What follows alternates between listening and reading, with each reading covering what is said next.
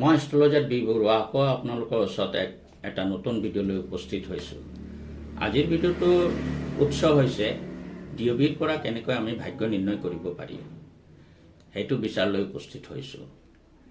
যিকোনো ডিঅ'বিত যদি 3 আৰু 4ৰ লগত 6 আৰু 7 সংখ্যা থাকে, অৰ্থাৎ 3 হৈছে বৃহস্পতিৰ সংখ্যা, 4 হৈছে ৰাহুৰ সংখ্যা, 6 হৈছে শুক্ৰৰ সংখ্যা আৰু 7 হৈছে কেতুৰ সংখ্যা।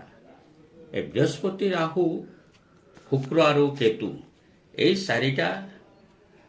চাৰিটা সংখ্যা যাৰ ডিঅ'বিত থাকিব, সেই জাতক জাতিকাসকলে যিমানেই দুখীয়া পৰিয়ালত জন্ম নহওক কিয়, জীৱনৰ সফলতাৰ কাৰণে যিকোনো সমস্যা তথা বাধা বিঘিনিক নেওচি পৰাক্ৰম তথা বুদ্ধি আৰু নীতি নিয়ম মানি নিষ্ঠাৰে অনুশীলন আৰু কঠোৰ পৰিশ্ৰমৰ দ্বাৰাই তেনে ব্যক্তিসকলে এদিন যথেষ্ট ধনৱান ব্যক্তি হ'ব পাৰে।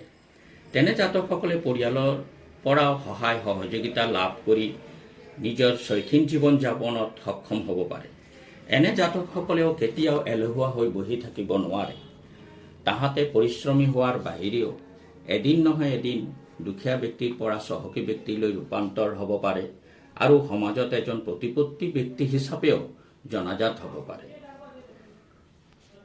আৰু এনে জাতক জাতিকাই যিকোনো ধাতুৰ ব্যৱসায় বা যিকোনো তৰল জাতীয় বস্তুৰ ব্যৱসায় বা যিকোনো কাঠৰ দ্বাৰা নিৰ্মিত বস্তুৰ ব্যৱসায় বা নৃত্য গীত তথা যিকোনো খেলা ধূলাৰ দ্বাৰাও এদিন জীৱনত ধনী ব্যক্তিৰূপে পৰিচিত হ'ব পাৰে।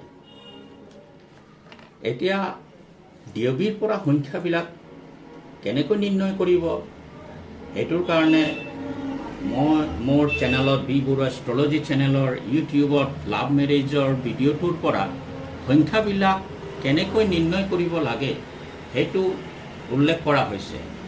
মই ভিডিঅ'টোৰ লিংক ডেছক্ৰিপশ্যন বক্সত দি দিম। আজিৰ ভিডিঅ'ত এইখিনিতে শেষ কৰিলোঁ। পাৰিলে আপোনালোকে লাইক, শ্বেয়াৰ আৰু ছাবস্ক্ৰাইব কৰি দিব। Thank U.